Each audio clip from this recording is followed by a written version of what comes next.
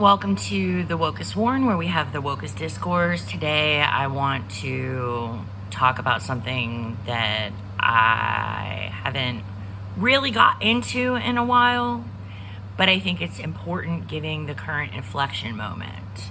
I want to talk about trans kids in Ohio. I am mad as fuck at Amy Acton. I think that Amy Acton is really there's really only one answer. And the only answer is for her to come out and apologize and affirm the dignity and the humanity of trans children. That's the only place for this to go. Because otherwise, she's a bigot. I don't vote for bigots. And you know what? A lot of other LGBTQ plus people do not vote for bigots. Like, we are not throwing transgender people under the bus. That's not what is going to happen. Like, you know, I've said before, like, I care because I have someone who is trans in my life who I love. But if I didn't, the fact that I am bisexual means that I don't like establishment figures picking on queer children. Why is that so hard to understand? And I keep getting told, why don't you listen to actual trans people and see what they have to say?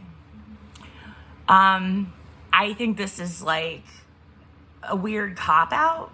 Because do you think the trans people are happy about this? Do you think the trans people in Ohio are like, yeah, Amy, that's right. You tell those fucking kids they're boys. What the fuck? Like, that's insane.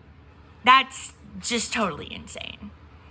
But I do want to talk about the trans person who is closest to me, who is my child. And as I've stated on this channel before, my child got a scholarship to Ohio State, the Ohio State University. She got a scholarship to the Ohio State University and turned it down because she wasn't clear on whether or not she was going to be allowed to use the bathroom. Okay? So that's what we're talking about here.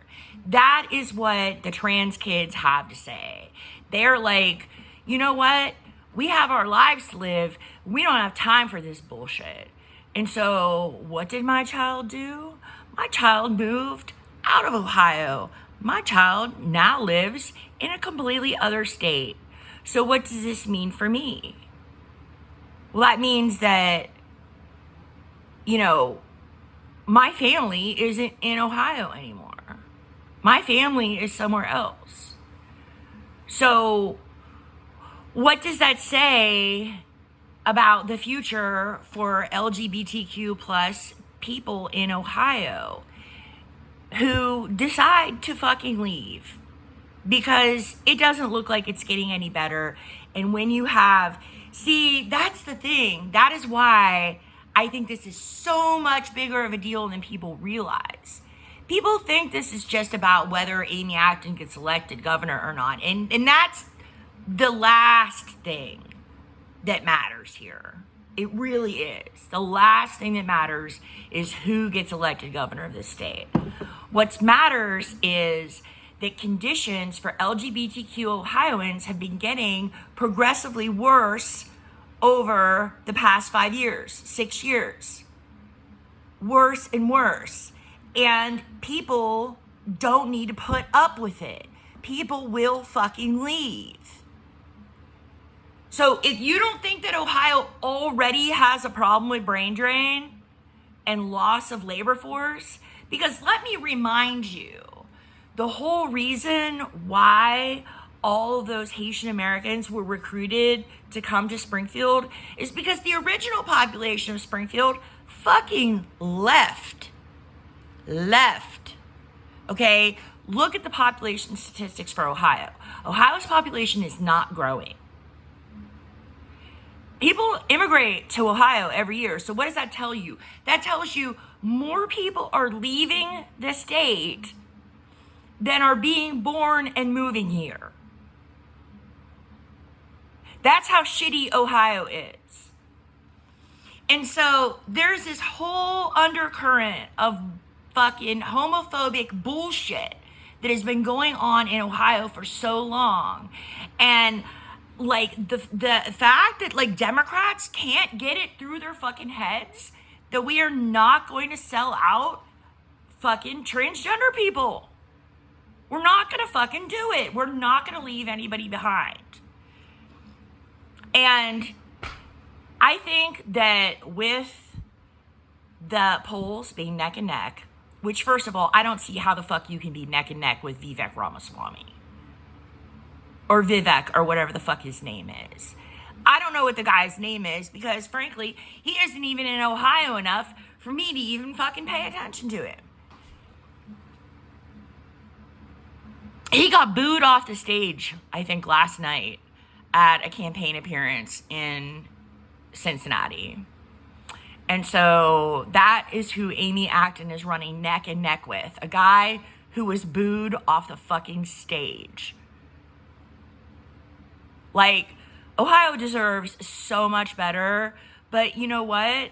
People aren't going to stick around and make that happen. And you have been told this. The Democratic Party has been told this again and again and again and again by business leaders who tell you that the climate for LGBTQ plus business owners in Ohio right now is shit. It's shit, okay? If you have capital to invest and you want to start a small business, you're not doing it in Ohio because Ohio is homophobic as fuck. I don't know why this is so hard for people to get through their fucking heads. But, you know, what am I going to do about it? Well, first of all, I'm not voting for Amy Acton. Secondly, I'm telling every person I know, whether they are queer or not, to not vote for Amy Acton because she does not support gay rights. She doesn't support fucking gay rights. I don't know what to fucking tell you. It's as clear as day. Like, how fucking hard is it? All right? Like, we're looking past the surface, and we're looking at the problems that we have been dealing with for years now that have not been addressed by the Democratic Party. And we're demanding that they be addressed. We're not playing this lesser of two evils bullshit anymore. No. Like, we want these issues to be addressed. And if they're not, we're withholding our votes. That's what's gonna fucking happen. And you know what? If Vivek Ramaswamy gets fucking elected, I'll just fucking leave. Jesus Christ. You know, my kid left. Why am I staying here? I'm already planning on going back to Minneapolis for the end of the year.